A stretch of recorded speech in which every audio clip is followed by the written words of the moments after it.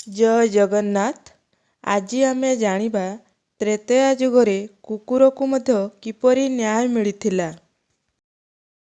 କାହାଣୀଟି ଆରମ୍ଭ କରିବା ପୂର୍ବରୁ ଆପଣମାନଙ୍କୁ ମୋର ଗୋଟିଏ ଅନୁରୋଧ, ଚ୍ୟାନେଲଟିରେ ନୂଆ ଥିଲେ ଚ୍ୟାନେଲଟିକୁ ସବସ୍କ୍ରାଇବ୍ କରିଦିଅନ୍ତୁ। ତ୍ରେତୟା ଯୁଗର କଥା। ରାଜା ରାମଚନ୍ଦ୍ର ବନବାସ ସାରି ଅଯୋଧ୍ୟାର ରାଜଗାଦିରେ ଏକ ଉତ୍ତମ ରାଜା ରୂପରେ ଶାସନ କରୁଥାନ୍ତି। ପ୍ରଜାବତ୍ସଳ ରାଜା ରାମଚନ୍ଦ୍ର ଏକ ନିୟମ କରିଥାନ୍ତି, ଯେପରି ଯେକୌଣସି ପ୍ରଜା ତାଙ୍କ ନିକଟକୁ ଯେକୌଣସି ସମୟରେ ନ୍ୟାୟ ପାଇବା ଉଦ୍ଦେଶ୍ୟରେ ଆସିପାରିବ। ସେହି କାରଣରୁ ରାଜବାଟିକାରେ ଏକ ବିଶାଳ ଘଣ୍ଟାର ସ୍ଥାପନ କରାଇଥିଲେ। ରାମରାଜ୍ୟରେ ସମସ୍ତ ପ୍ରଜା ସୁଖ ଶାନ୍ତିରେ କାଳାତିପାତ କରୁଥିଲେ। କେଉଁଠାରେ ବି ଚୋରି ଦୁର୍ନୀତି ଭୟ ନଥିଲା। ଏପରି ଏକ ସୁଖପ୍ରଦ ସମୟରେ ଏକ ସନ୍ଧ୍ୟା କାଳରେ ରାଜବାଟିକାରେ ଘଣ୍ଟା ବାଜି ଉଠିଲା।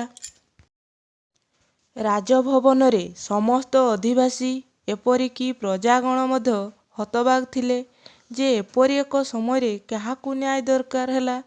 ରାଜା ରାମଚନ୍ଦ୍ର ତତ୍କ୍ଷଣାତ୍ ଲକ୍ଷ୍ମଣଙ୍କୁ ଆଦେଶ ଦେଲେ ପରିସ୍ଥିତିର ଗମ୍ଭୀରତାକୁ ବୁଝିବାକୁ ଏବଂ ସେହି ଘଣ୍ଟାବାଦୀକୁ କିପରି ନ୍ୟାୟ ଦରକାର ଅବଗତ କରାଇବା ପାଇଁ। ଲକ୍ଷ୍ମଣ ଯାଇ ଦେଖନ୍ତି ତ ସେହି ସ୍ଥାନରେ ଏକ କୁକୁର ବସିଅଛି। କୌତୂହଳବଶତଃ ଲକ୍ଷ୍ମଣ କୁକୁରକୁ ପଚାରିଲେ, ତୋର କ'ଣ ଅସୁବିଧା ହେଲା? ସଙ୍ଗେ ସଙ୍ଗେ କୁକୁରଟି ଉତ୍ତର ଦେଲା, ମୁଁ ରାଜା ରାମଚନ୍ଦ୍ରକୁ ଭେଟିବାକୁ ଚାହେଁ। ମୋର ନ୍ୟାୟ ଦରକାର। ଲକ୍ଷ୍ମଣ ଡେରି ନ କରି ସେହି କୁକୁରକୁ ନେଇ ରାଜସଭାରେ ପହଞ୍ଚାଇଲେ। ରାଜା ରାମଚନ୍ଦ୍ର ଓ ଉପସ୍ଥିତ ମନ୍ତ୍ରୀଗଣ ସେହି କୁକୁରକୁ ଦେଖି ହତବାକ୍ ଥିଲେ। ସେହି ଏକାନ୍ତକୁ ଭଙ୍ଗ କରି ରାମ କୁକୁରକୁ ପଚାରିଲେ, ମୁଁ ତୁମକୁ କେଉଁ ରୂପରେ ସାହାଯ୍ୟ କରିପାରେ? କୁକୁରଟି ଉତ୍ତର ଦେଲା, ପ୍ରଭୁ, ଦ୍ୱିପ୍ରହର ସମୟରେ ଖାଦ୍ୟ ଅନ୍ୱେଷଣ କରୁଥିଲି। ହଠାତ୍ ଜଣେ ବ୍ରାହ୍ମଣ ମୋ ଉପରେ ପ୍ରହାର କଲେ। ମୁଁ ମୋର ପ୍ରତିରକ୍ଷା ପାଇଁ ସେହି ସ୍ଥାନରୁ ପଳାୟନ କଲି। କିନ୍ତୁ ମହାରାଜ, ମୋର ଦୋଷ କ'ଣ ଥିଲା ମୁଁ ବୁଝିପାରିଲି ନାହିଁ। ସେହି ବ୍ରାହ୍ମଣ ବିନା କାରଣରେ ମୋତେ ଆକ୍ରମଣ କରିଛନ୍ତି। ମୋର ନ୍ୟାୟ ଦରକାର। ରାମଚନ୍ଦ୍ରଙ୍କର ଆଦେଶରେ ସେହି ବ୍ରାହ୍ମଣକୁ ରାଜସଭାକୁ ଅଣାଗଲା।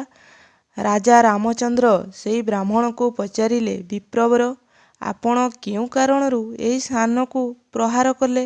ବ୍ରାହ୍ମଣ ଉତ୍ତରରେ କହିଲେ, ଆପଣଙ୍କ ରାଜ୍ୟରେ ଅନେକ ଦାନଧର୍ମୀ ଲୋକ ବାସ କରିଛନ୍ତି।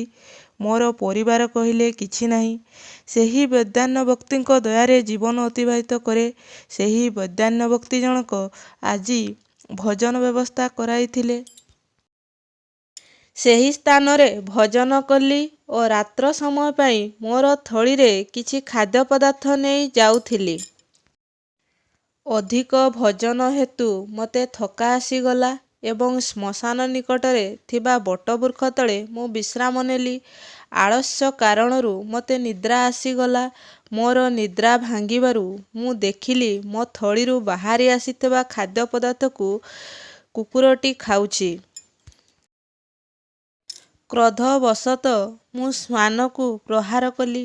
ରାମଚନ୍ଦ୍ର କହିଲେ, ବିପ୍ର, ଆପଣଙ୍କ ଥଳିରୁ ବାହାରି ଆସିଥିବା ଖାଦ୍ୟ ପଦାର୍ଥକୁ ସେ ଖାଉଥିଲା। ସେ ଆପଣଙ୍କୁ କୌଣସି କ୍ଷତି କରିନାହିଁ।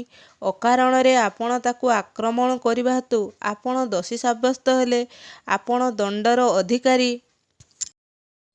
କିନ୍ତୁ ଆମେ ସୂର୍ଯ୍ୟବଂଶୀ ହୋଇଥିବାରୁ ନାରୀ, ବ୍ରାହ୍ମଣ, ଗୋମାତାକୁ କ୍ଷତି କରୁନାହୁଁ। ଅତଏବ ଉପସ୍ଥିତ ସମସ୍ତଙ୍କୁ ମୋର ଅନୁରୋଧ, ଆପଣମାନେ ଏହି ବିଚାରରେ ମୋତେ ପରାମର୍ଶ ଓ ସାହାଯ୍ୟ କରନ୍ତୁ।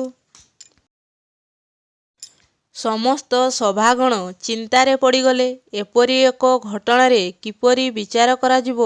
ଏହି ସମୟରେ କୁକୁର କହିଲା, ରାଜନ୍, ଯଦି ଆପଣ ଅନୁମତି ଦେବେ ମୋ ମନରେ ଏକ ବିଚାର ଆସୁଅଛି।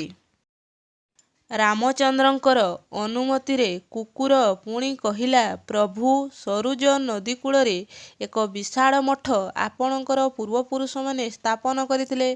ସେହି ମଠ ଏବେ କୁଳପତି ବିହୀନ। ଆପଣ ଏହି ବ୍ରାହ୍ମଣକୁ ସେହି ମଠର କୁଳପତିରେ ସ୍ଥାନ ଦିଅନ୍ତୁ। ରାମଚନ୍ଦ୍ର କହିଲେ, ଅତି ଉତ୍ତମ। ତତ୍କ୍ଷଣାତ୍ ସେହି ବ୍ରାହ୍ମଣକୁ କୁଳପତି ରୂପରେ ଅଭିଷେକ କରାଇ ହାତୀ ପିଠିରେ ବସାଇ ସେହି ମଠରେ ଛାଡ଼ି ଦିଆଗଲା। ସଭା ସଦସ୍ୟମାନେ ଆଶ୍ଚର୍ଯ୍ୟ ଥିଲେ ଯେ ରାମଚନ୍ଦ୍ର ସେହି ବ୍ରାହ୍ମଣକୁ ଦଣ୍ଡ ଦେଲେ ନା ପୁରସ୍କାର କଲେ।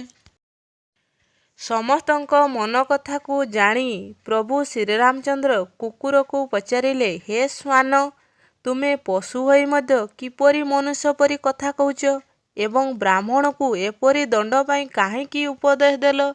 କୁକୁରଟି କହିଲା, ପ୍ରଭୁ, ମୁଁ ପୂର୍ବଜନ୍ମରେ ବ୍ରାହ୍ମଣ ଥିଲି ଏବଂ ସେହି ମଠର ମହନ୍ତ ଥିଲି।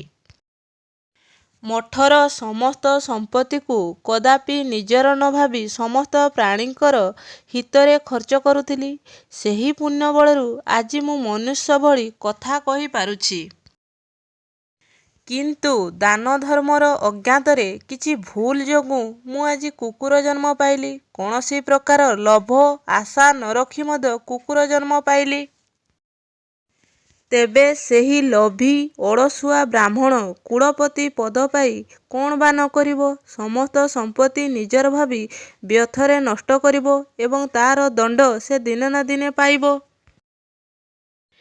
ଏଣୁ ମହାରାଜ, ମୋ ମତରେ କିଛି କଥା, କିଛି ବିଷୟ ଆମେ ସମୟ ଉପରେ ଛାଡ଼ିଦେବା ଦରକାର। କୁକୁର ପୁଣି କହିଲା, ଆମ ସାମ୍ନାରେ ଅନେକ ଲୋକ କୁକାର୍ଯ୍ୟ କରି ମଧ୍ୟ ଉନ୍ନତି କରୁଛନ୍ତି, କିନ୍ତୁ ସମୟ ସମସ୍ତଙ୍କୁ ସମାନକୁ ନେଇ ଆସିବ।